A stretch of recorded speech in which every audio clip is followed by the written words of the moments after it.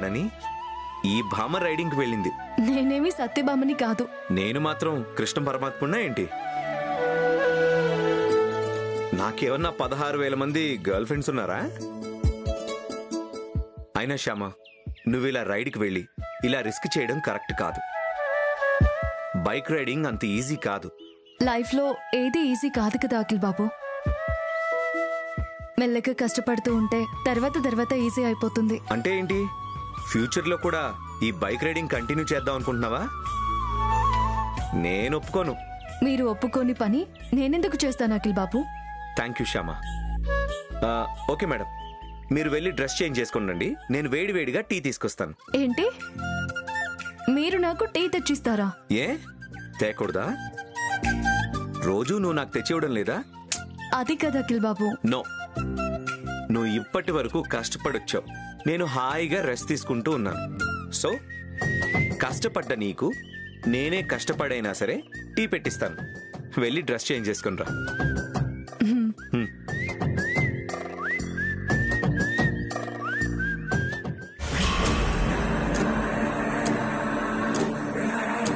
నమస్తే మేడం. ఏంటి మేడం అర్జెంటుగా రమ్మని కాల్ చేశారు? ఆ ఫోన్ గురించి అడగడానికా? ఎలాగోలా ఆ అమ్మాయి దగ్గర నుంచి ఆ ఫోన్ కొట్టేసి మీకు తెచ్చిస్తాను మేడం.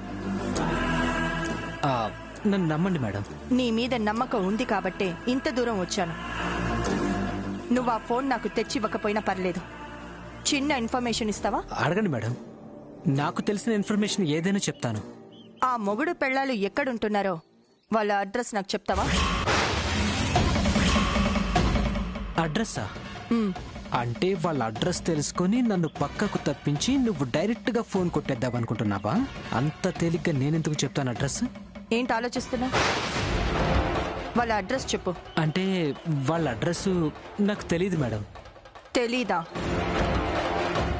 ఆ రోజు నేను వీడియో కాల్ చేసినప్పుడు నీ ఫోన్లో వాళ్ళని చూపించావు కదా. అంటే అప్పుడు వాళ్ళున్న అడ్రస్ తెలుసు మేడం. ఇప్పుడు వాళ్ళు ఇల్లు మారిపోయారు కదా, కొత్త అడ్రస్ తెలియదు అంటున్నాను. ఏంటి, వాళ్ళు ఇల్లు మారారా? అవును మేడం. నిన్న ఫోన్ కొట్టేద్దామని చెప్పి ఆ అడ్రస్కి వెళ్తే ఆ ఇంట్లో ఉన్న వాళ్ళు చెప్పారు వాళ్ళు ఆ ఇల్లు ఖాళీ చేశారంట. బాలానగర్ వెళ్ళిపోయారు. బాలానగర్ వెళ్ళిపోయారా? అవును మేడం. మరి బాలానగర్ అడ్రస్ కనుక్కోకపోయావా? అడిగాను మేడం, తెలీదని చెప్పారు. వాళ్ళ గురించి మీరేం టెన్షన్ పడకండి మేడం. వాళ్ళు బాలానగర్లో ఎక్కడున్నా సరే నేను తెలుసుకుంటాను. బాలానగర్ మొత్తం జల్లెడి పట్టి వాళ్ళ అడ్రస్ పట్టుకొని ఆ అమ్మాయి దగ్గరున్న ఫోన్ కొట్టేసి అది తీసుకొచ్చి మీ చేతుల్లో పెడతాను. సరేనా మేడం? ఓకే, ఆ పనేదో తొందరగా చేయి. నువ్వు అడిగినంత డబ్బులు ఇస్తాను. అలాగే మేడం, తొందరలోనే ఆ పని పూర్తి చేస్తాను. ఓకే. సాయి మేడం,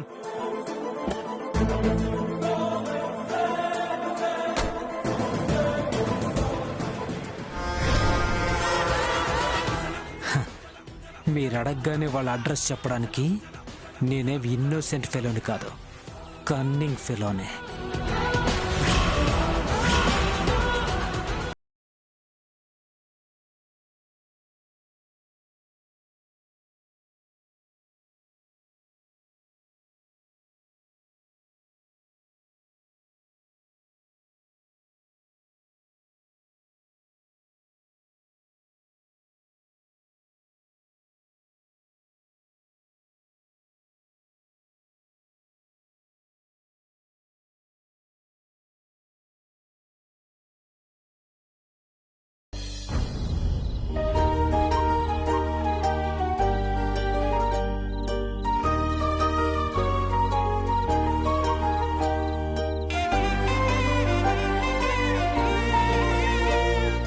ఏంటి అఖిల్ బాబు అలా ఉన్నారు? ఏమైంది? ఏం లే శ్యామ, కొంచెం టైర్డ్గా ఉంది. ఇన్ని గంటలు బైక్ నడపడం మీకు అలవాట్లేదు కదా, అందుకే అంత అలసిపోతున్నారు. 4 రోజులు పోతే అలవాటైపోతుందిలే శ్యామ. ఏం అలవాటు అవడమో ఏంటో, మిమ్మల్ని చూస్తుంటే నాకు చాలా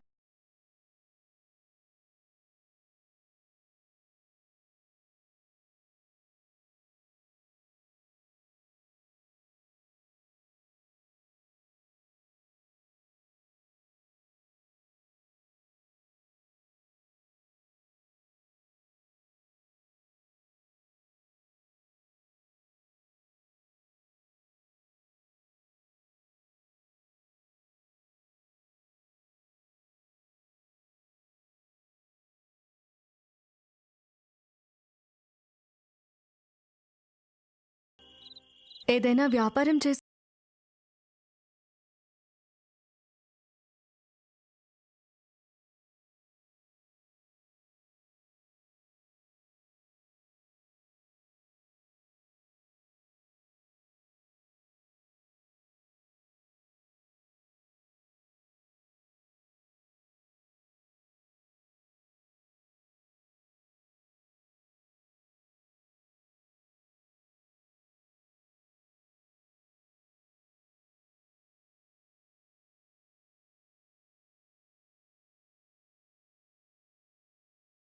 డెసిషన్ తీసుకుందాం.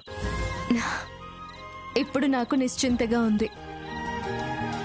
మీరు వెళ్ళి స్నానం చేసి రండి, నేను భోజనానికి ఏర్పాటు చేస్తాను. అలాగే శ్యామ.